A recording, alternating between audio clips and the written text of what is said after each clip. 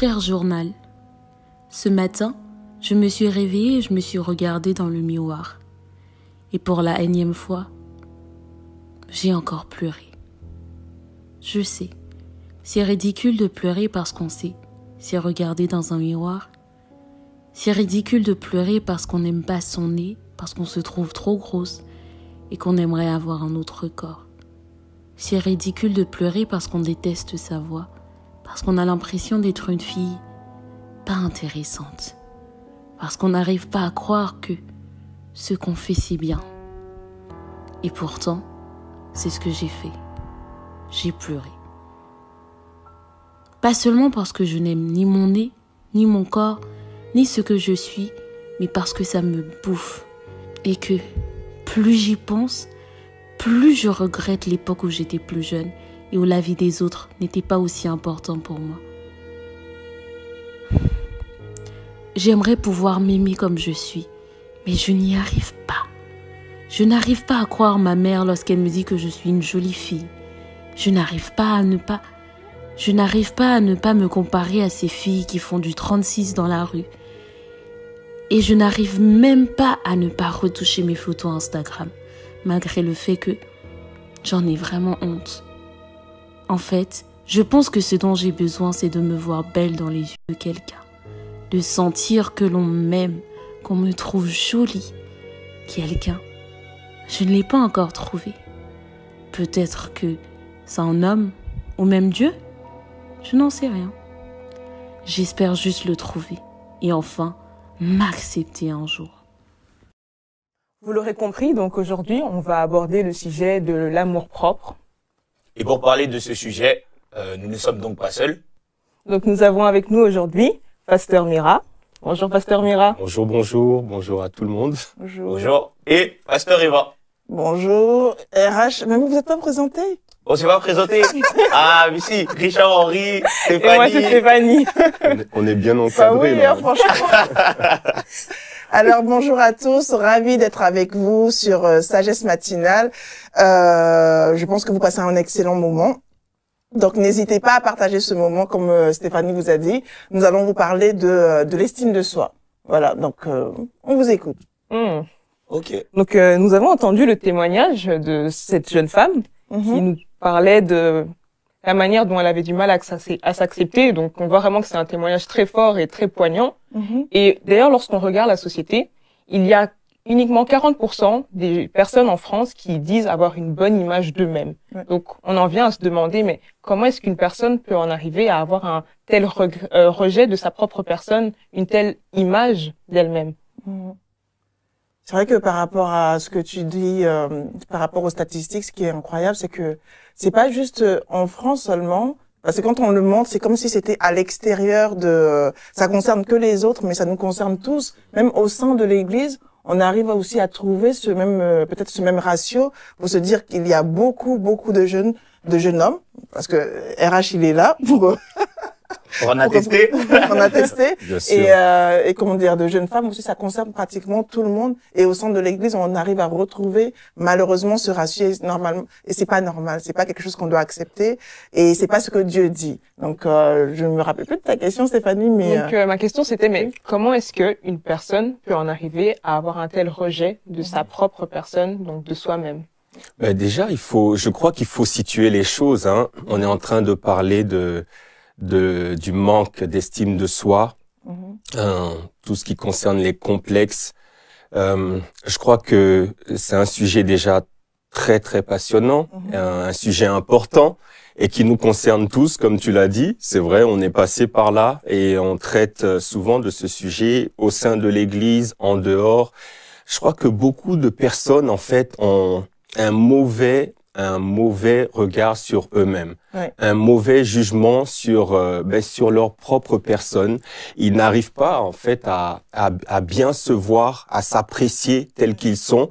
Et généralement, ce regard vient d'une perception interne qui leur est propre et qui est parfois erronée. Erronée, hein. Ouais, parce que c'est par rapport au regard des autres. On se dit que les autres nous voient comme ça. Comment on se regarde par rapport à ce miroir. C'est ça, c'est ça, c'est ça.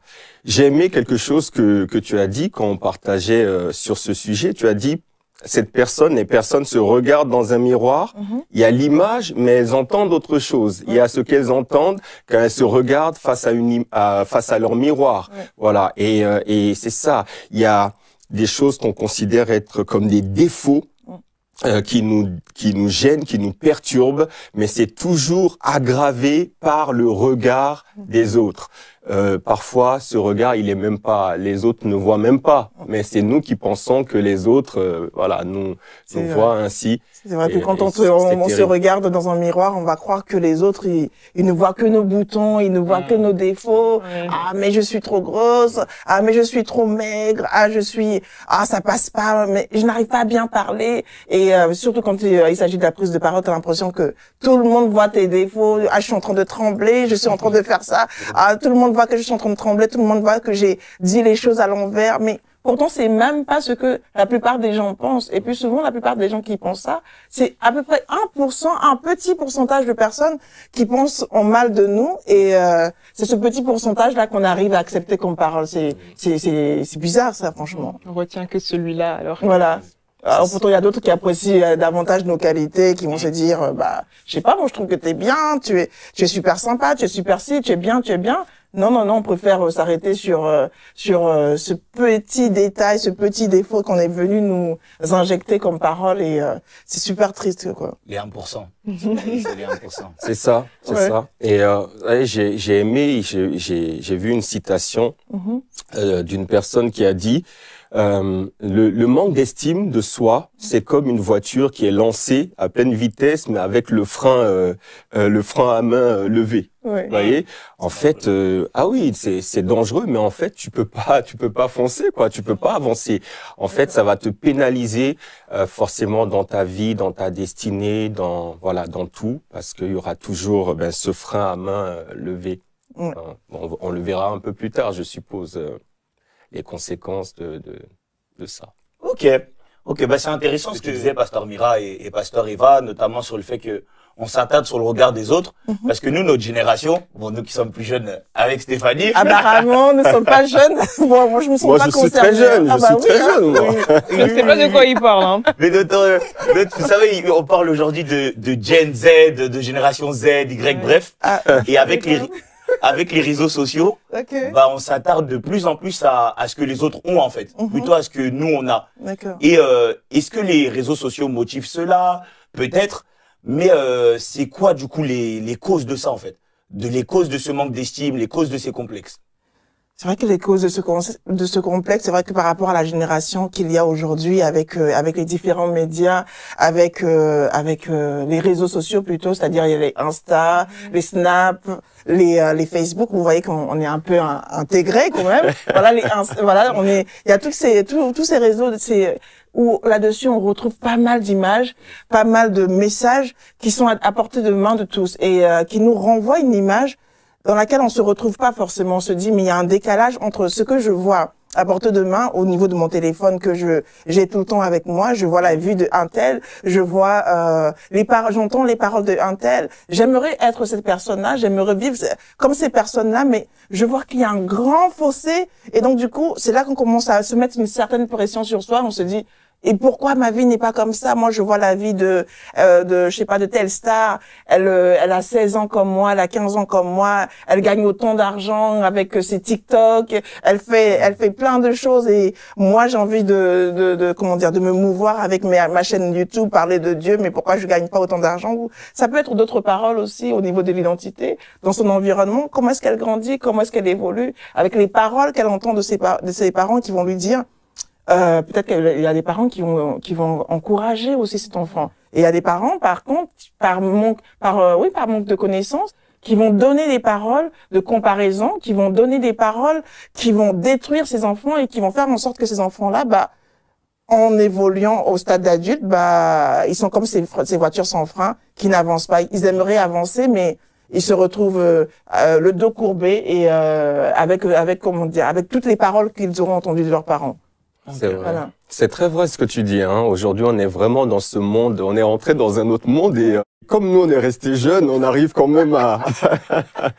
Mais c'est vrai que c'est un monde, c'est le monde de l'image aujourd'hui. Hein. Et mais il faut faire très attention parce que ce monde est parfois trompeur et il faut avoir l'équilibre hein, pour ne pas aussi rentrer je dirais, dans le mouvement.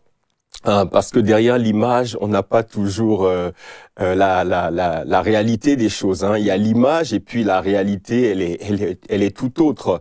Et c'est vrai qu'on peut se construire carrément une personnalité, une histoire, etc. Autour d'une image qu'on véhicule dans les réseaux sociaux. Mais les gens cherchent à transmettre quelque chose. Mais qui n'est pas toujours la réalité de ce qu'ils vivent. Oui. Ouais. Oui. Et bien souvent, là, beaucoup de gens, pas tous, mais beaucoup de gens que nous retrouvons. Ah oui, mais c'est pas eux, c'est pas la réalité. C'est ça. C'est pour ça que moi je suis jamais impressionné par ça, parce que je vois derrière cette personne qui montre des images, qui montre des photos, il y a peut-être quelqu'un qui souffre. Et quand tu demandais d'où ça peut venir, oui, Pasteur Eva a mentionné voilà certaines choses au niveau de la famille, mais ça peut venir aussi. Mais ça vient souvent de l'enfance, d'accord. Beaucoup de choses sont liées à notre enfance, l'environnement dans lequel on a grandi. Si c'est un environnement où on nous accablait et on ne nous encourageait pas, c'est difficile de grandir et d'être nourri dans son ego, dans sa personne, d'être encouragé. C'est compliqué. Donc il y en a qui ont grandi dans des environnements où on les a toujours abaissés, écrasés, des paroles dégradantes, dévalorisantes. C'est ça qui fait qu'on grandit et on n'a pas été valorisé, on n'a pas été apprécié et malheureusement voilà, tu grandis, tu n'as pas, ça n'est pas en toi. Et on sait que c'est dans l'enfance, c'est pendant l'enfance qu'on construit l'homme de demain ou la femme de demain. Voilà. Donc il y a la famille qui joue un rôle très important. Il y a aussi l'école, hein. Vous savez, souvent à l'école, les enfants, ils sont terribles entre eux, hein. les brimades, il suffit que tu sois le bouc émissaire, vous voyez, le sous-fifre de tout le monde où on a repéré peut-être un petit défaut sur toi et les enfants, alors ils y vont à cœur joie, hein. Et puis 5 secondes après, ils se passent à autre chose, ils sont joyeux tous, sauf que l'autre, il est malheureux parce on s'est moqué de lui. Donc voilà, il y a beaucoup de choses. Et puis, parfois, ça vient aussi de nos propres erreurs, hein, de nos propres manquements, de nos propres échecs. On n'a pas su rebondir. Là où il fallait travailler, on n'a pas travaillé. Là où il fallait de la diligence, on n'a pas été diligent. Donc, malheureusement, voilà, hein, il y a plusieurs causes, hein. Il y a des causes qui sont liées souvent à la capacité. Hein. On retrouve souvent la capacité ou à l'identité. Donc, ce que je suis et ce que je sais faire, ce que je fais. Voilà, donc c'est malheureux, mais bien souvent, beaucoup de gens avancent avec ça et c'est difficile. Voilà pourquoi vous n'êtes pas encore des parents. Vous êtes encore jeunes. Pas encore. Voilà. Il y a un temps pour tout. Mais on voudrait vraiment sensibiliser. C'est une occasion hein, de sensibiliser les parents parce qu'on a un rôle hyper important à jouer dans la construction de l'enfant pour que demain il ne soit pas freiné par ce genre de défis. C'est vrai. Voilà. C'est vraiment important que, en tant que parent, je sais qu'il y a des parents, il y a des jeunes qui nous regardent, mais en tant que parent, de vraiment donner toutes les billes nécessaires pour que cet enfant puisse grandir comment il se doit. Parce que le parent a le rôle de propulser l'enfant afin que lorsqu'il grandisse, il puisse simplement suivre les voies que Dieu a prévues pour lui. Donc, laissez-le grandir dans un environnement sain, c'est-à-dire on l'encourage, on le valorise, on ne le compare pas, on lui dit de bonnes paroles, on l'arrose avec de bonnes paroles. Même s'il pose des actes qui ne sont pas bons, on n'identifie pas l'enfant par rapport aux actes qu'il aura posés, c'est-à-dire ah non tu es nul, tu es ceci, tu es cela. Derrière le tu es ou derrière le verbe être, faut faire attention à l'action qui est mise derrière. Non, c'est tu es un champion, tu es intelligent, tu es bon. Bon, l'action que tu as posée, la bêtise, la chose que tu as faite, c'est pas une bonne chose. C'est vraiment pas une bonne chose. Dissocier les faits que l'enfant aura fait de la personnalité de l'enfant. Ça, c'est vraiment, vraiment important. Donc, si tu es parent, vraiment, réponds-toi. Si tu le faisais autrefois, réponds-toi. Et si tu es un enfant, refuse aussi tout ce qu'on a dit de toi. Parce que Dieu dit de grandes choses sur toi. Justement, il y a un passage là-dessus, et après je te laisse là-dessus. 1 Samuel 16, verset 7. Et l'Éternel dit à Samuel, ne prends point garde à son apparence et à la hauteur de sa taille, car je l'ai rejeté. L'Éternel ne considère pas ce que l'homme considère, l'homme regarde à ce qui frappe l'œil, mais l'Éternel regarde au cœur. Et notre cœur est rempli est le lieu où le Seigneur réside. Donc vraiment, à l'intérieur de nous, il y a une grande capacité. À l'intérieur de chaque jeune homme, il y a vraiment l'Esprit de Dieu qui est là, qui nous rend grands, qui nous rend forts. Donc regardons à cela, ne regardons pas aux faibles choses, aux faibles actions que nous posons. Donc voilà. Donc regarde à cela et je vous laisse. Okay. Vous avez cité beaucoup de causes qui peuvent pousser une personne à perdre son amour-propre et à ne plus s'aimer.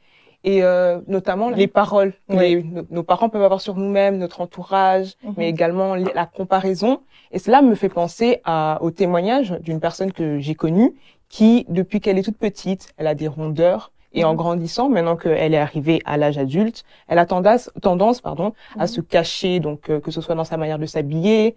Elle ne se met pas en valeur. Elle se couvre. Ouais, très fort. Donc, elle n'ose pas s'affirmer, je dirais. Donc, on voit réellement dans son comportement qu'il y a beaucoup de séquelles suite à cela.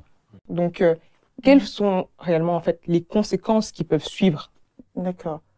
Quelles sont les conséquences par rapport à une personne qui a grandi avec toutes les insultes avec tous ces depuis l'enfance, tous ces complexes, il y a de grosses conséquences. Il y a d'énormes conséquences parce que le problème, le manque d'estime de soi peut être une porte d'entrée pour beaucoup d'autres péchés. Je sais pas si on peut dire ça. Enfin pas d'autres péchés, mais d'autres tares après, d'autres barrières, d'autres défis. Parce que le problème c'est que en se considérant par rapport à ce que les autres ont dit d'elle, cette personne va continuer à marcher un peu le dos courbé.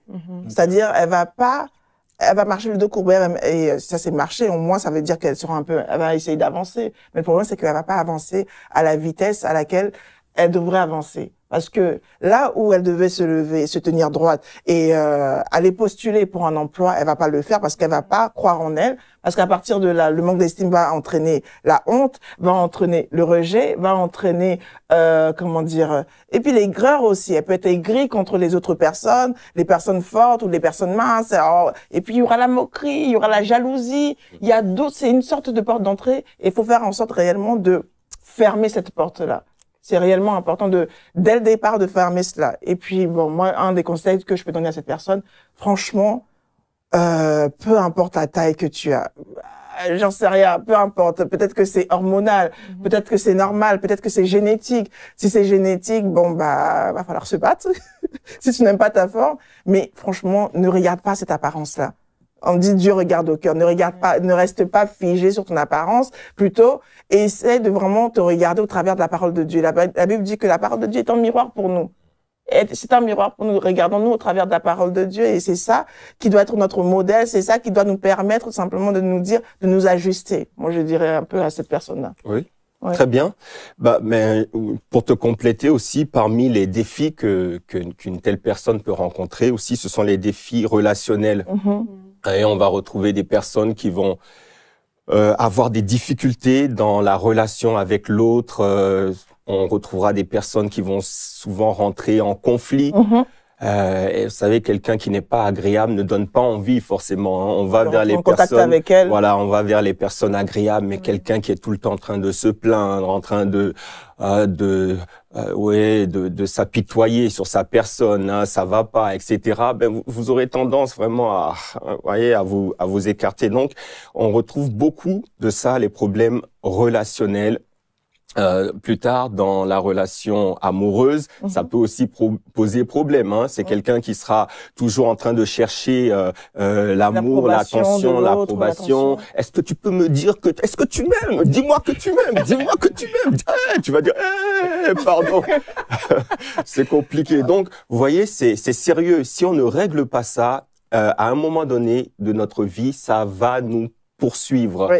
Et ça sera un très gros handicap pour nous dans notre vie. Donc, les problèmes d'estime entraînent aussi des problèmes de confiance en soi. C'est pas la même chose, d'accord? Peut-être que je suis un peu en avance, mais c'est très important. Il y a 3 choses qui vont ensemble.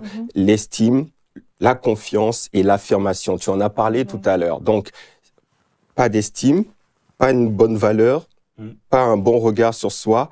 Eh ben, on va pas oser. La confiance, c'est oser faire malgré les difficultés, malgré les oppositions, malgré les défis. Ben on va pas oser quoi, parce que on va présumer par avance de notre échec. On va se dire non, j'y arriverai pas, je vais échouer. Oui. Donc tu prophétises ton échec quelque part. Je vais échouer. Tu n'as pas projettes déjà comme voilà, c'est pas la peine, je vais pas y arriver. Eh ben tu n'y arriveras pas. Bah oui. Ah ben oui, c'est évident dès les deux parts. Si tu ne crois pas que tu vas y arriver, et c'est ça. Et donc quelqu'un qui n'a pas d'estime, c'est quelqu'un aussi qui aura du mal à s'affirmer, c'est-à-dire à marquer sa différence quoi.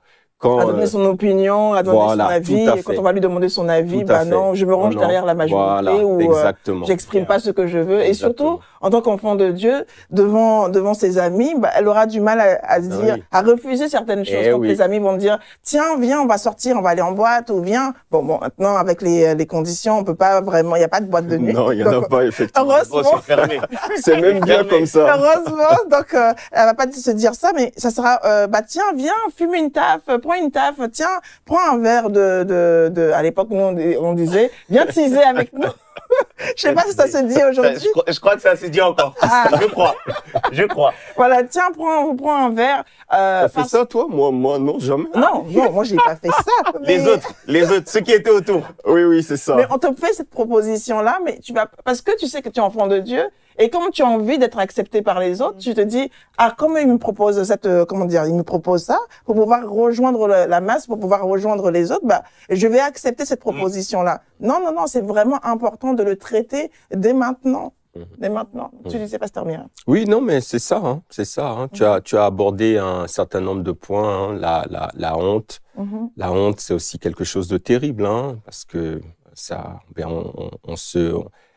on se cache carrément, hein, quand on a honte, la culpabilité. Donc ça vraiment, c'est très désagréable pour mener une vie victorieuse, une vie où on est épanoui, où on se déploie, où on est dans la relation, dans le lien avec l'autre. Ça va beaucoup nous pénaliser. C'est un sujet majeur que nous devons traiter à tout prix. À tout prix. Et ça à tout niveau. Oui. Franchement, à chaque fois, tu auras ce sujet-là à tout niveau. Même que nous, en tant qu'adultes, on est confrontés des fois à faire des choix.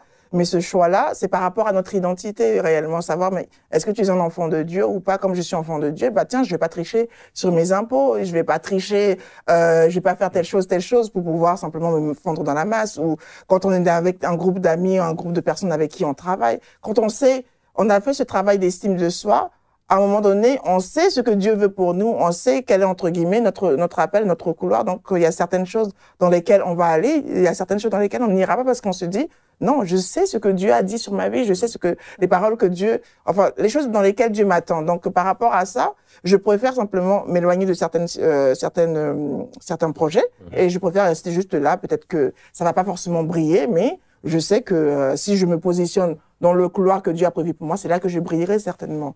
Et donc, c'est pour ça qu'il faut traiter ça dès l'enfance ou dès que vous entendez cette information-là, traitez-la dès maintenant. Ok. parce que sinon on va risquer de s'exposer à d'autres problèmes et à chaque fois le sentiment il va ressurgir et ça va nous pénaliser. C'est clair, c'est clair. Et puis les gens ne vous feront pas de cadeaux. Ah, ça, non. Ah oui, ils vous rappelleront toujours vos défauts, vos manquements, ils vous le rappelleront. Ouais, j'aime bien ce passage dans la Bible, je crois que c'est dans le livre de Marc, où c'est comment il s'appelle, celui qui demande à Jésus, qui répond, mais est-ce qu'il peut venir quelque chose de bon de Nazareth, c'est ça, hein? Oui, est-ce qu'il peut venir quelque chose de bon? Donc les gens auront tendance à vous minimiser et à ne pas croire en vous. Voilà. Et là, c'est là où c'est très très important de connaître qui on est, d'avoir une bonne estime de soi et de connaître qui on est, son identité. Ah oui, ça c'est vraiment important parce que c'est pas par rapport aux autres qu'on doit se voir, c'est vraiment par rapport à ce que la Bible dit de nous, par rapport à ce que Dieu dit de nous. Parce que c'est vrai que nous sommes enfants de Dieu et beaucoup de gens autour de nous ne croiront pas forcément en nos capacités, ne croiront pas à ce que nous dégageons, est-ce que nous pouvons apporter quelque chose, mais ça va arriver et j'ai envie de dire, c'est peut-être normal. Je sais, voilà, c'est peut-être aussi pour pouvoir te repousser dans ton fort pour savoir est-ce que tu sais réellement qui tu es, est-ce que tu sais où tu vas. Voilà, donc traitons-le maintenant et puis avançons à ce niveau. Ok. J'ai bien aimé l'image où le rejet, le manque d'estime de soi, etc., ça ouvrait la porte à beaucoup de choses en fait. C'était comme une avalanche à la peur, à la honte, etc. Et maintenant quand on dit ça, je pense que les personnes là qui nous écoutent, les jeunes et les moins jeunes qui nous écoutent, ils se disent mais comment je fais alors? Maintenant moi qui me suis livré à ça, qui me vois mal, quelles sont mes solutions en fait? Alors plusieurs solutions. Franchement, il y a plusieurs solutions, mais la plus importante, c'est vraiment déjà de le reconnaître. Oui, c'est la première chose, hein. Ben oui, c'est la première chose parce que on peut pas aider, en fait, tu peux pas te soigner, on peut pas soigner quelqu'un qui ne reconnaît pas déjà qu'il a un problème. Et donc il faut le reconnaître. À un moment de ma vie, moi, j'ai été soumis à ça. Vous savez, moi, j'ai grandi dans ce genre de famille où on ne te fait jamais de compliments, hein, où on passe le temps à te massacrer sur tout le mal que tu as fait. Et donc, moi, j'ai grandi avec ça. À un moment donné, j'ai dû traiter cela. Donc, j'ai pris conscience. D'accord? Je pense que tout commence par là. La prise de conscience. Ah oui, j'ai vraiment un problème à ce niveau-là. Et je dois le traiter. Je dois le traiter. Alors, nous qui sommes enfants de Dieu, je crois qu'on doit toujours revenir d'abord à la parole et à revenir à notre identité en Christ. Parce que c'est ça la base, c'est ça le fondement. Et justement, vous voyez, hein, dans toutes nos formations, on commence toujours par l'identité. À savoir que, mais finalement, qu'est-ce qu'elle nous dit, la parole? La parole nous dit que si nous sommes en Christ, quand nous sommes en Christ, nous sommes une toute nouvelle création. Nous sommes, c'est fini. Le passé, nos erreurs, les manquements, ce que nous étions avant, c'est fini. Nous sommes une nouvelle création et nous sommes enfants de Dieu. Donc, désormais, mon identité, ce n'est plus lié à mes parents, lié à mon passé, mes échecs, mes erreurs, mais c'est lié à Dieu. Je suis enfant de Dieu. C'est ça, mon identité. Donc, je crois qu'on doit toujours d'abord revenir à ça, à la parole, et que nous sommes, moi, quand j'ai compris ça, mais ça m'a délivré, ça m'a libéré, que j'étais, en fait, c'est comme si on avait tout remis à zéro, quoi. Ouais, ça, c'est vrai que par rapport à ce que tu dis, et réaliser qu'on est enfant de Dieu, ça nous permet de se dire que Dieu est mon Père, en fait. Dieu est mon Père et Jésus est ma référence, il est mon modèle. Dieu est mon Père, donc peu importe les barrières, parce que des fois, la difficulté, c'est de s'identifier. Tu te dis, ah oui, mais Moi, j'ai pas un père qui est président, j'ai pas un père qui est directeur d'entreprise, j'ai pas un père qui m'aime beaucoup, qui prend soin de moi, qui est là, qui est présent, qui me câline, qui m'envoie des messages. Mais quand tu réalises réellement que tu es enfant de Dieu, tu te dis, mais en fait, j'ai un père qui m'aime tellement, tellement, tellement, qu'il a donné son fils unique pour m'adopter, pour faire en sorte que moi, je devienne son enfant. Et quand tu commences à réaliser l'amour de Dieu envers toi, bah, il y a beaucoup de choses qu'on n'a même pas forcément besoin de prier pour toi, mais que tu lâches, en fait. Tout ce qui est fardeau, tout ce qui est lourdeur, tout ce qui est, comment dire, est complexe, que tu commences à lâcher. Donc, réellement réaliser que Dieu est notre Père et que Dieu nous aime réellement.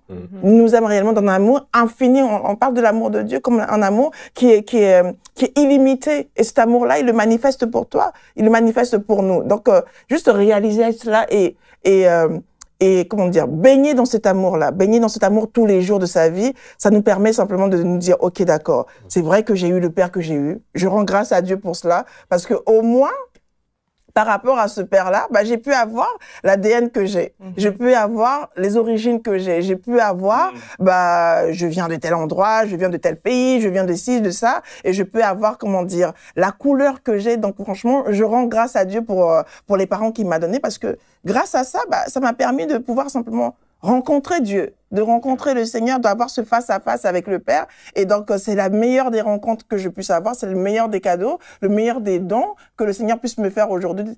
Si peut-être que ce manque d'estime de soi m'a tourné vers cela, bah moi, je dis rien que pour ça, je dis merci au Seigneur. Amen, voilà. amen. Amen. J'aime beaucoup ce que tu dis, hein. Et tu parles de l'amour, mais combien c'est la clé, combien on en a besoin de cet amour, on en a véritablement besoin.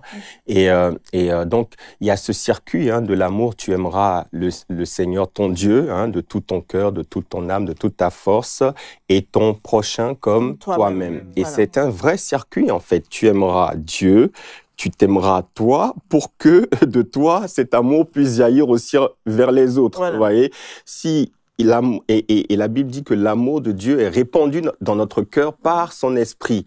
Et donc, l'amour qui nous a fait défaut, parce que c'est aussi un des points du manque d'estime, c'est qu'on n'a pas eu cet amour dont on avait besoin. Oui, il n'a pas été manifesté comme il faut, parce que nos parents nous aimaient. À leur manière. À leur manière. Alors vraiment à leur manière, parce que waouh. Si moi j'aimais mes enfants de cette manière-là, il faut pas critiquer, c'est vrai. Pardon. Ils nous aimaient, parce que pour eux, le plus important, c'était de nous donner à manger. Pour eux, le plus important, c'est que nous puissions aller à l'école. Pour eux, le plus important, c'était que nous ayons de quoi nous vêtir. Gloire à Dieu. Donc, c'est-à-dire, j'ai fait tout ça, donc moi, je te montre que je t'aime. Est-ce que tu as besoin de câlins pour te dire que je t'aime? Est-ce que tu as besoin que je te dise je t'aime? Tu vois que je prends soin de toi, donc je t'aime. Donc, ils l'ont démontré de cette manière. Mais c'est seulement qu'aujourd'hui, c'était pas suffisant. C'est vrai. On peut aller plus loin, en fait. On peut aller plus loin et être, comme on dit, les tremplins, la rampe de lancement pour nos enfants et pour faire d'eux les champions qu'ils doivent être. Mais donc, ce circuit, il est très important. Tu aimeras l'Éternel, ton Dieu, et toi-même. Si tu n'aimes pas toi-même, mais comment tu vas aimer l'autre? C'est pas possible, c'est impossible. Donc, c'est ça. Il y a un circuit qui part de Dieu, qui rentre en nous et qui jaillit de nous vers le monde dans lequel nous vivons. Alors, quand on a fini avec l'identité, on peut aussi dire, bon, arrêtez un peu de vous comparer aux autres, quoi. Ah là là, c'est chaud, ça. Je n'arrive pas à comprendre. C'est compliqué avec notre génération. Oui.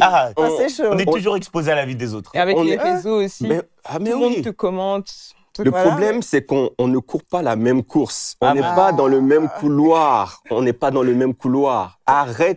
Cessez de vous comparer aux autres. Une fois que vous avez compris ça, mais franchement, vous allez être libre. Vous allez bénir Dieu pour ce que vous êtes, vous.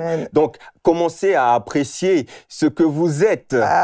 Bénissez Dieu pour ce que vous êtes. Vous avez un gros nez, un petit nez, c'est pas grave. Bénis Dieu. Si tu as un gros nez, c'est pour mieux respirer. Je dis souvent ça, mais c'est la réalité. C'est ça. Franchement, bénissez Dieu. Et quand vous comprenez ça, en fait, vous commencez à voir qu'il y a des bonnes choses, il y a des belles choses aussi en vous. Une des façons parfois de le voir quand nous-mêmes, on n'arrive pas à le voir dans le miroir, c'est de demander aux autres, les personnes que vous aimez et qui vous aiment réellement. Il n'y en a pas beaucoup. Parfois, on les compte sur les doigts d'une main. Mais et les gens avec lesquels vous avez grandi, demandez-leur, au fait, qu'est-ce que tu trouves comme... oui, de bon en moi. Quelles sont les qualités qui font que depuis, je sais pas, 20 ans pour vous, là 40 ans pour nous, hein, pas dire. Ah non, peut-être pas pour vous, peut-être pas pour toi, mais qui font que depuis autant d'années, hein, tu es toujours là, avec moi, et que tu aimes ma compagnie, qu'on s'entende bien. Qu'est-ce qui fait? Et là, vous allez être surpris de voir que, waouh, bon, j'ai tout ça, mais c'est ça. Eh oui, c'est très important. Effectivement, par rapport à ça, je pense que, comme tu le dis, c'est important de demander à ses amis, ses amis sincères, ses vrais amis, pas ceux que vous avez sur vos snaps, ses vrais amis, qu'est-ce qu'ils apprécient en vous? Vos qualités, bon, pas forcément vos défauts, mais vos qualités. Vos qualités, je pense que vous serez surpris d'entendre toutes les bonnes choses qu'ils ont à dire à votre sujet et que vous-même, vous voyez pas, en fait, que vous-même, vous percevez pas. Vous allez vous dire, ah bon, moi, j'ai ça. Ah bon, moi, je suis patient envers toi. Ah oui, moi, je manifeste l'amour envers toi. Ah oui, moi, j'ai ci, j'ai ça, j'ai ça. C'est pas forcément physique. Et ça peut être aussi physique, mais c'est pas forcément physique, mais c'est aussi au niveau du caractère, au niveau de ce qu'on dégage aussi. Et donc, quand on se fixe aussi sur ça, ça nous permet réellement de s'apprécier. Et puis, le point où tu disais d'arrêter de se comparer, franchement, ça, c'est surtout nous, les femmes, ça, c'est vraiment quelque chose de dur. Ah non, que Dieu nous délivre de ça. Et le problème, c'est que si ça commence très tôt au niveau de la jeunesse, de l'adolescence, c'est compliqué. Non, franchement, arrêtons de nous comparer. Arrêtons. Arrêtons quand on dit on n'a pas la même course. On n'est pas pareil. Dieu nous a créés uniques. Dieu nous a créés uniques, comme on dit, au niveau de notre ADN, on a le seul ADN, notre ADN est unique. Même avec ton frère, tu n'auras pas la même ADN, on saura juste que vous êtes frères et sœurs, ou avec tes parents, on saura que vous faites partie de la même famille, mais tu es unique. Chacun d'entre nous est unique. Et donc, Dieu dit qu'il a des projets spéciaux pour nous, spéciaux pour toi. Donc, rien que par rapport à ça, franchement, dis-toi que, OK, et Richard Henry, c'est ça. C'est ça. C'est ça. Richard Henry, bah, il parle bien, il parle fort, il a une voix, il a une voix, comment dire, il s'exprime bien, t'as envie de le ressembler. Peut-être que tu peux avoir envie, mais dis, c'est Richard Henry. C'est ça. Voilà. Stéphanie, elle est coquette, elle est bien, elle est swag, elle est toute belle. Bah, c'est Stéphanie. Je vais pas chercher à ressembler à Stéphanie, je vais pas chercher à parler comme Stéphanie, je vais pas chercher à être Stéphanie. Je vais apprécier Stéphanie, mais je vais pas chercher à être Stéphanie. Je vais juste demander à Stéphanie si je la connais.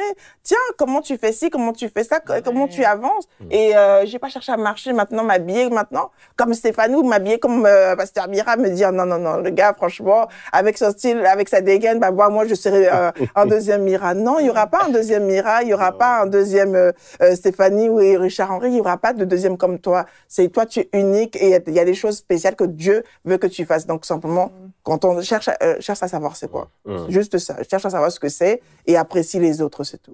Wow. Ah, super, magnifique. Ouais, c'est ça, hein. Trouver son couloir, trouver son équilibre, être soi, ancré en soi-même. Et voilà, là, tu es tranquille, tu es à l'aise. C'est très important. Il y a une chose aussi qui est importante. Vous savez, quand vous êtes dans un environnement où on ne cesse que de voir et de mettre le doigt, d'appuyer sur vos défauts, sur vos manquements. On ne fait que ça. Quelque part, sortez de cet environnement. Ah oui. Il y a des environnements qui ne sont pas bons. L'environnement, c'est aussi important. Voilà. Donc, allez là où vous êtes encouragé, là où vous êtes nourri, là où vous êtes apprécié, là où vous êtes valorisé. Quand vous pouvez le faire aussi, faites-le. C'est important. Regardez, un environnement comme... j'allais dire ICC, mais oui, mais parce que c'est notre environnement, mais c'est notre environnement. Mais voilà. Mais les amis, moi, si je n'étais pas rentré dans cet environnement, je crois je serais pas là, je serais pas là aujourd'hui. Si un jour le Seigneur ne m'avait pas mis sur le chemin de certaines personnes, je ne serais pas là aujourd'hui. Vous voyez, parce que il y a des environnements qui te détruisent et il y a des environnements qui te construisent. C'est la vérité. Moi, j'étais dans un environnement où je n'avais aucune vision. aucune vision, les amis. Non. Je me dis, au jour le jour. Ah ben oui, on vivait, oui, au jour le jour, et puis derrière les 4 murs de notre cité. Et moi, je pensais que la vie se limitait à ça. Ouais. Et que, comme mes parents, j'allais prendre la même trajectoire et j'allais galérer à partir du 15 du mois parce que je voyais mes parents galérer à partir du 15 du mois et survivre jusqu'à la fin du mois. Je pensais que ma vie, c'était ça. Mais quand je suis rentré dans cet environnement qui a commencé à m'étirer, à m'encourager, à me challenger, à me défier et à me montrer une autre vision, mais ça a cassé voyez, mon système de pensée, ma mentalité. Et donc, ça, c'est aussi très important. Voilà. Et j'ai compris que, voilà, le Seigneur avait aussi mis des bonnes choses en moi, au travers de moi, et que j'étais capable aussi de faire des bonnes choses. Alors là, c'est... à l'aise, on est détendu. On est tranquille. Détendu, on est tranquille. On n'a pas besoin de faire de bruit, de s'agiter. Ouh, c'est moi, regarde. Non, on est tranquille, serein, parce qu'on sait qui on est et on sait qui Dieu est en nous aussi, celui qui nous conduit et qui fait toutes choses en nous, au travers de nous. Amen, amen, amen. Ok. Bah, franchement, là, je crois qu'il y a eu vraiment beaucoup d'éléments qui ont été donnés. Connecte au bon environnement, les dépôts de paroles. Franchement, beaucoup de paroles au travers de cette émission, je crois, ont pu aider les jeunes et les moins jeunes connectés. Mais on a compris que la jeunesse était un état d'esprit. Donc, les pasteurs ici sont d'autant plus jeunes que nous. Voilà. Je sais pas si c'est une boutade, mais bon. Non, je le crois. Je le crois. Oui, en effet, donc on a pu noter certaines solutions. Je suis sûre que ceux qui nous regardent là, ils ont pris les cahiers, tout ça pour noter. Donc si on peut refaire un retour sur les différentes solutions qui ont été apportées, il y avait d'abord s'aimer soi-même au regard de la parole, arrêter de se comparer, mais encore, Charles-Henri, tu peux m'aider? Tu peux t'aider? Ok, connecter au bon environnement. Voilà. Connecter au bon environnement et inverse les dépôts négatifs de parole par les dépôts positifs, par ce que Dieu dit de toi. Voilà, et aussi demander à son entourage de nous valoriser, nous dire ce que eux ils pensent de nous, pourquoi est-ce qu'ils sont encore à nos côtés. Donc je pense que oui, on a fait le tour en fait. On a dit en tout cas beaucoup de choses très intéressantes. Donc je pense qu'on est tout doucement en train d'arriver au moment de la conclusion. Il y a Apé Fatou qui a fait une vidéo pour vous. Pour vous. Donc par rapport à l'évolution du stade de jeune enfant au stade d'adulte, parce qu'effectivement c'est un couloir qu'on est en train de traverser en tant qu'être humain, en tant que personne. On avance, on était enfant et on est en train d'avancer pas à pas. Et donc, ce chemin qu'on traverse là, sur ce chemin, il y a beaucoup de choses qu'on doit comprendre qui sont dues, en fait, à notre évolution aux problèmes physiologiques. Et donc, c'est important de savoir un peu comment ça fonctionne pour pouvoir aussi mieux s'aimer, parce qu'on a donné des différents éléments. Et il y a des choses, c'est vrai que on parle de la parole, mais il y a des choses, simplement, ça vient du fait que, on est en train d'évoluer, on est en train de grandir. Mais maintenant, comme on grandit, c'est important de savoir que, comme là, à ce moment-là, mon corps est en train d'évoluer, mon corps a ce besoin-là, je vais davantage m'ancrer dans la parole. Et donc là, on invite maintenant une vidéo de Apé Fatou. Parlons des variations physiologiques liées à la croissance chez la jeune fille. Le passage du stade de l'enfance au stade de l'adulte est caractérisé par une période qu'on appelle la période pubertaire. Cette période pubertaire chez la jeune fille est composée de trois grands niveaux de changement qui peuvent être notés au niveau physique. Ils peuvent être notés également au niveau émotionnel et psychologique, mais également au niveau sexuel. Concernant les variations au niveau physique, il faut savoir que toutes ces variations dont nous allons parler sont liées à des hormones, notamment les œstrogènes chez la jeune fille, qui, eux, vont être responsables de l'apparition, par exemple, de tout ce qui est élargissement du bassin, de tout ce qui est apparition des seins. On va également voir apparaître une pilosité au niveau pubien et au niveau des aisselles. On va voir apparaître les premières menstruations. Oui, c'est à ce moment-là qu'on voit apparaître les menstruations. Donc, un point particulier, il est important d'expliquer aux jeunes filles avant l'arrivée de cette période que les menstruations vont arriver, parce que si elle n'a pas été prévenue à l'avance, il est possible que les informations qu'elles reçoivent soient erronée. Il est donc important de préparer la jeune fille à cette période où son corps va subir des changements. On note au niveau physique, on note également des variations parce que notamment il y a des choses évidentes qui vont apparaître, c'est-à-dire qu'elle va avoir des seins. Chez certaines, cette apparition des seins va être douloureuse, voilà, on va dire qu'il y aura une douleur qui va accompagner cette apparition. Et dans ce cas également, la jeune fille doit avoir cette information. Et si véritablement la douleur est intenable, il est important de consulter un pédiatre afin d'en savoir plus. Mais quoi qu'il en soit, nous sommes conscients de ce que cette imprégnation hormonale va entraîner des choses qui seront visibles au niveau physique. Je n'ai pas parlé des acnés, oui, au niveau du visage de l'adolescente, on va voir apparaître des acnés qui, chez certaines, vont être, on va dire, gérables sur une certaine période du cycle menstruel. J'en ferai état plus tard. On verra apparaître des boutons d'acné qui vont s'estomper à une certaine période du cycle. Chez d'autres, l'imprégnation hormonale fera que les boutons d'acné vont tenir sur la longueur et sur la durée, ce qui peut être très invalidant et jouer également sur l'image que la jeune fille peut avoir sur elle-même. On va également constater une croissance en stature, c'est-à-dire qu'elle va grandir, justement, du fait de ces hormones, elle va grandir. Et on aura l'impression que tous les mois, elle prend des centimètres supplémentaires. Et là également, il faut pouvoir l'accompagner parce que ces changements peuvent être spectaculaires, surtout après 2 mois de congé à la maison, lorsque la jeune fille, l'adolescente revient en septembre et qu'on constate tous ces changements sur son corps, ça peut être déroutant. Il est donc important de l'accompagner dans cette période.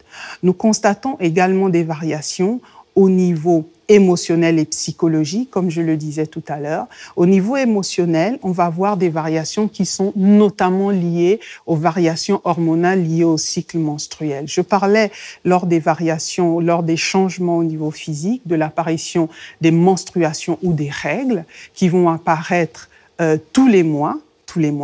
Il est important que la jeune fille sache que son corps va désormais fonctionner comme le corps d'une adulte, c'est-à-dire que le corps qu'elle a désormais sera préparé à accueillir un bébé. Alors, dans certaines cultures, pour éviter aux jeunes filles d'aller poser des actes qu'elles ne doivent pas commettre avant le mariage, on leur dit désormais tu peux avoir un enfant. Mais en réalité, c'est juste le corps qui est préparé à être le corps d'une adulte qui va donc concevoir et qui va donc porter un bébé. Et il faut savoir également que ces variations qui ne sont pas visibles à l'œil nu sont également sous l'effet d'une imprégnation hormonale qui sont visibles au niveau de l'utérus et au niveau des organes sexuels de la jeune fille. Émotionnellement, on va avoir des variations qui pourront être liées en fonction du cycle. Parfois, ce seront des émotions plutôt joyeuses en fonction de certaines périodes du cycle.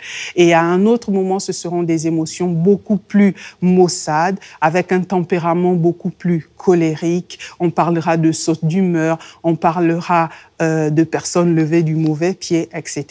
Il est important à ce moment-là d'expliquer à l'adolescente que c'est une période qui dure un certain nombre de jours et qui, une fois que cette période est passée, une fois que les menstrues sont passées, une fois que l'ovulation est passée, eh bien son humeur redeviendra celle qu'elle a toujours été. On va également noter des variations psychologiques, oui, pendant la période pubertaire. Les adolescents auront tendance à vouloir faire des expériences, quitte parfois à se mettre en danger.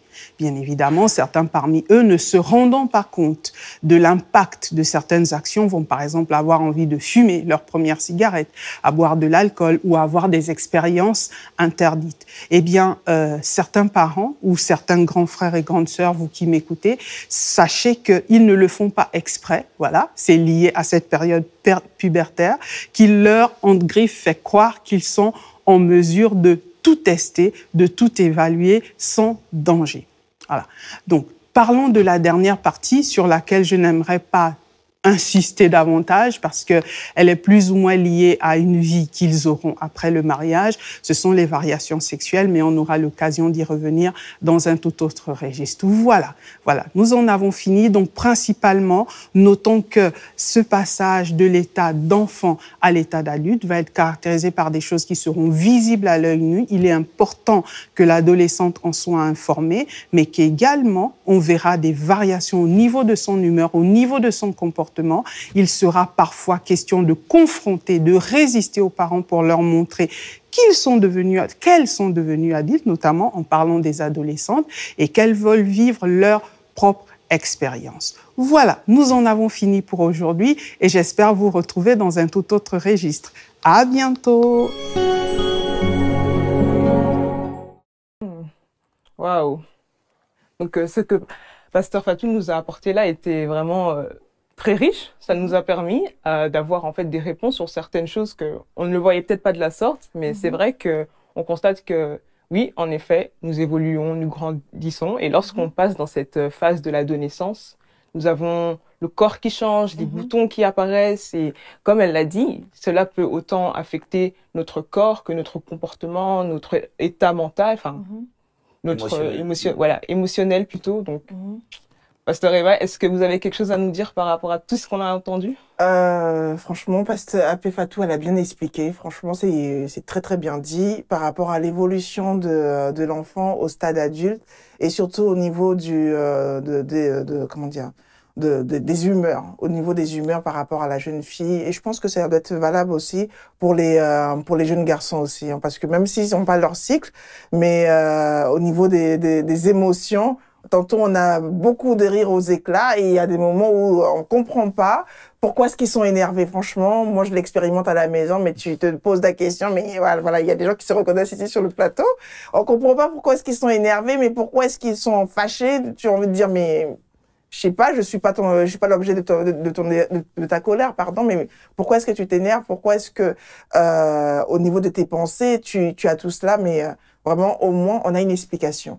On a une explication et je pense que c'est bien pour les parents de comprendre que il y a quelque chose qui se passe au niveau cérébral. C'est important de savoir qu'au niveau des pensées des enfants, ils sont vraiment, enfin des jeunes adultes, pardon, ils sont vraiment attaqués, vraiment assaillis parce qu'ils reçoivent pas mal de bombardements puisqu'ils sont en train de devenir adultes aussi. Ils sont en train de se former et c'est là que les diables, comme il sait que l'ossature de l'enfant qui devient adulte est en train de se former, c'est là qu'il a envie maintenant lui aussi de faire en sorte que il soit visible. Là où Christ doit être visible, lui aussi veut prendre la place. Donc il va se dire, tiens, il faut que tu fumes, tiens, il faut que tu résistes à tes parents, il faut que tu deviennes rebelle, il faut que tu désobéisses, il faut que tu fasses de nouvelles expériences.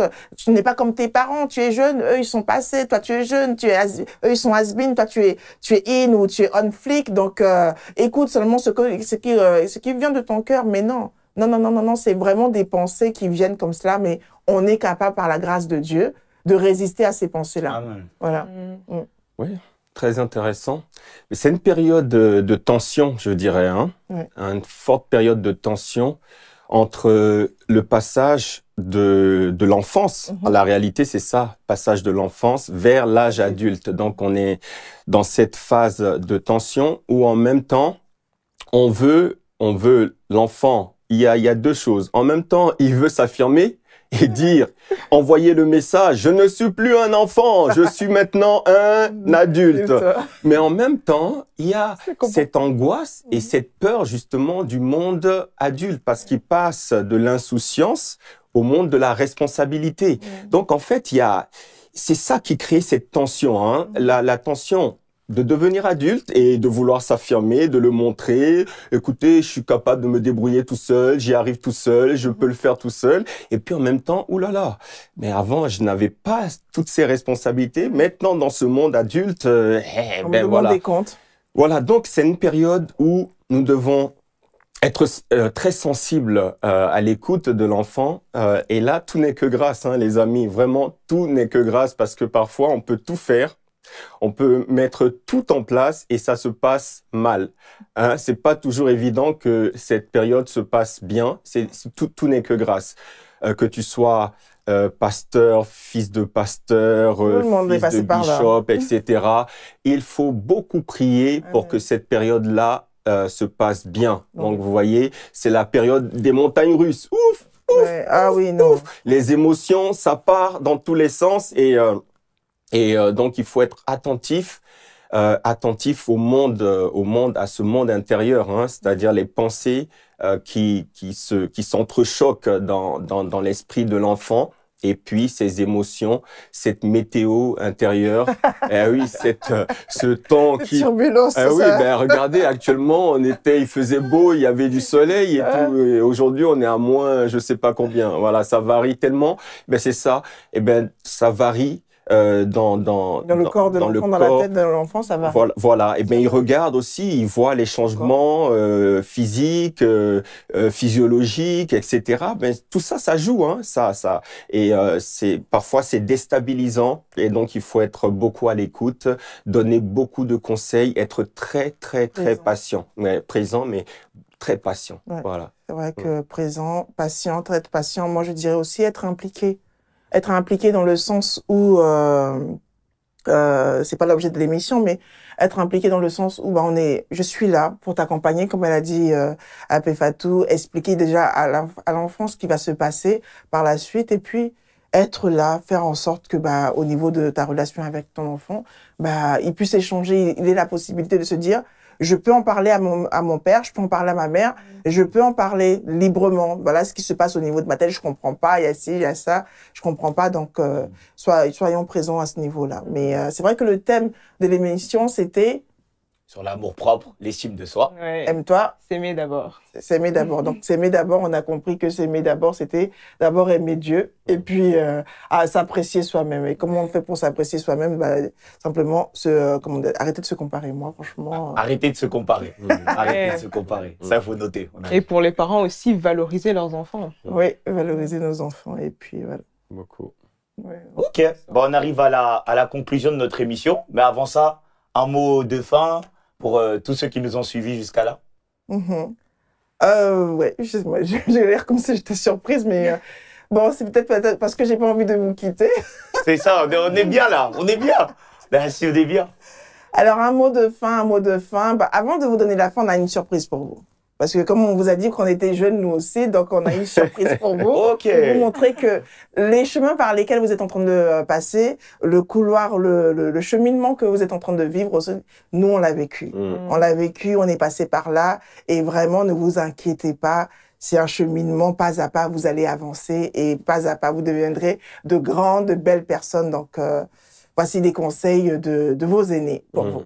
Wow. Et oui, et profitez de ça parce que vous êtes bien entourés. C'est ça qui est bien, de bénéficier des conseils, de l'expérience des aînés parce qu'ils ont fait le chemin avant vous. Et bon, si vous nous regardez, on s'en est quand même pas trop mal sorti par la grâce de Dieu. Ça veut dire que c'est possible vraiment. Simplement, mettez ces choses en pratique, mettez-les en application et vous allez voir, ça marche réellement et vous avez la grâce.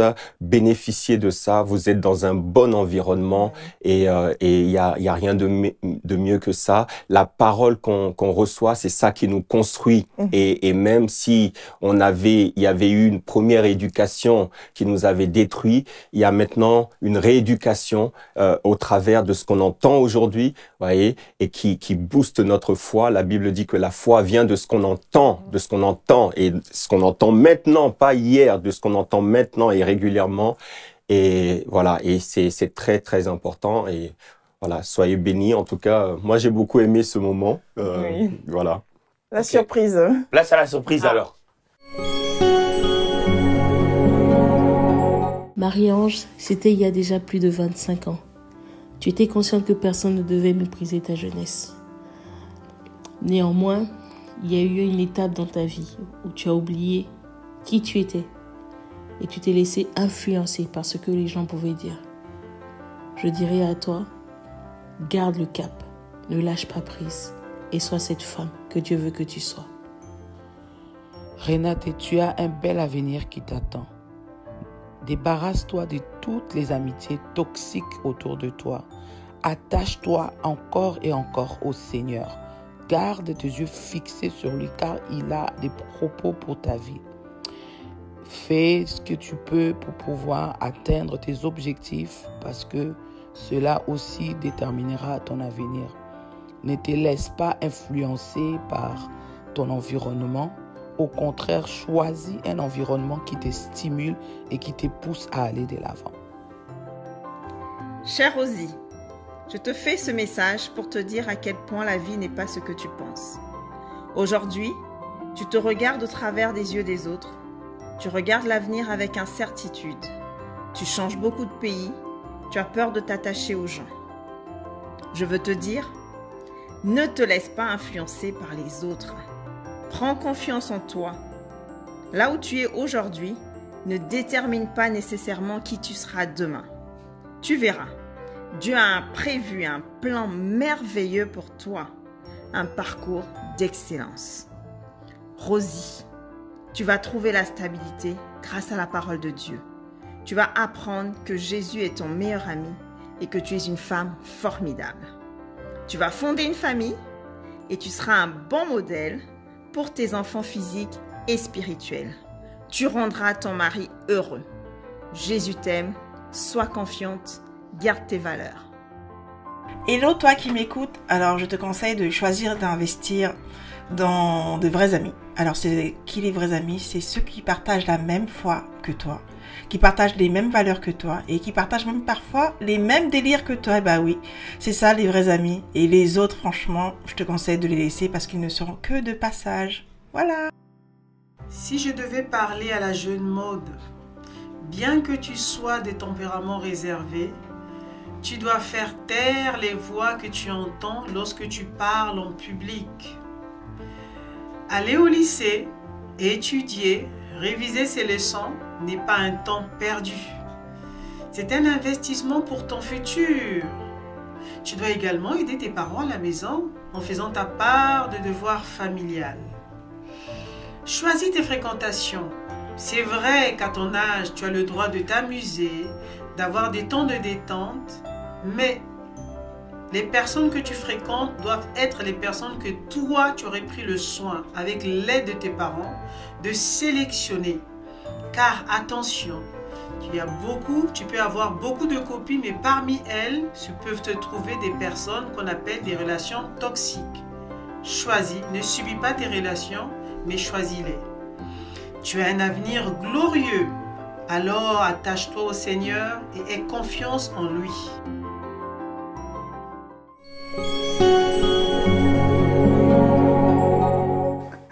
On est super contents. On voit la réaction de Pasteur Mirail. Quand il a vu la photo. Oh là là, je sais pas où tu as été chercher cette photo, mais vraiment. Dans les archives. J'espère que vous n'avez rien vu, hein. Vous ne faites pas attention, c'est pas la peine d'aller regarder encore. Hein. Ça va. Voilà, pour vous montrer que, comme il a dit tout à l'heure, Pasteur Mira, bah voilà, on a été jeunes aussi comme vous, et on n'a peut-être pas eu forcément la grâce de pouvoir avoir l'environnement que vous avez aujourd'hui, mais franchement, maximisez par rapport à cet environnement, parce que vous êtes dans un environnement sain, et apprenez simplement à aimer Dieu, à vous aimer, parce que vous êtes de belles personnes, vous êtes des personnes qui comptez aux yeux de Dieu, vous comptez pour nous, même si on ne se connaît pas directement, mais vous comptez pour nous, et donc rien que pour ça, votre vie en vaut la peine d'être vécue. Donc voilà, profitez de votre conférence, excellente conférence. Il y a d'autres rendez-vous encore, restez connectés et continuez à partager et appliquer toutes les paroles que vous avez reçues. Elles vous feront certainement du bien. Et salut à tous. Salut. Merci. Bye À bye. bientôt. Au revoir tout le monde. Bye.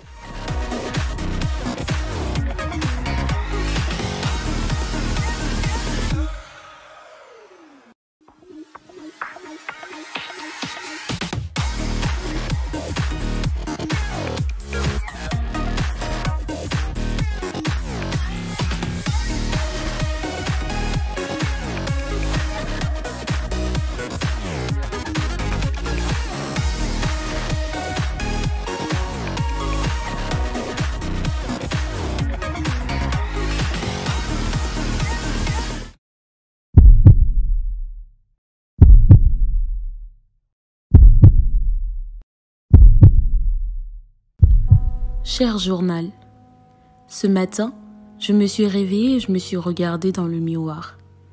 Et pour la énième fois, j'ai encore pleuré. Je sais, c'est ridicule de pleurer parce qu'on sait, c'est regarder dans un miroir. C'est ridicule de pleurer parce qu'on n'aime pas son nez, parce qu'on se trouve trop grosse et qu'on aimerait avoir un autre corps.